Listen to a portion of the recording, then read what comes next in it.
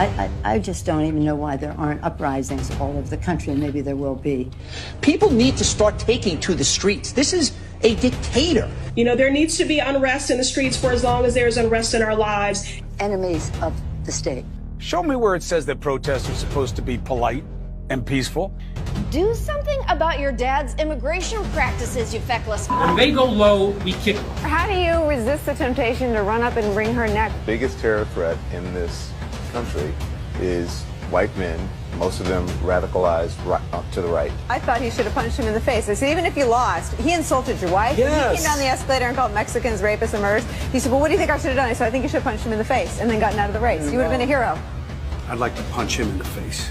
I said if we were in high school, I'd take him behind the gym and beat the hell out of him. Punch some people in the face! When was the last time an actor assassinated a president? They're still going to have to go out and put a bullet in Donald Trump, and that's a fact. Look as his character is stabbed to death.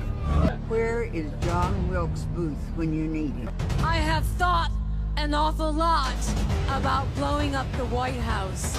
A Missouri state senator is under investigation by the Secret Service after saying she hopes President Trump is assassinated. I will go and take Trump out tonight. And if you see anybody from that cabinet in a restaurant, in a department store, at a gasoline station, you get out and you create a crowd. And you push back on them. And you tell them they're not welcome anymore, anywhere.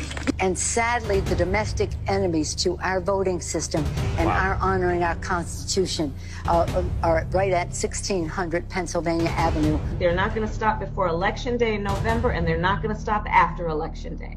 And that should be, everyone should take note of that on both levels, that this isn't, they're not going to let up, and they should not. If you think we're rallying now, you ain't seen nothing yet.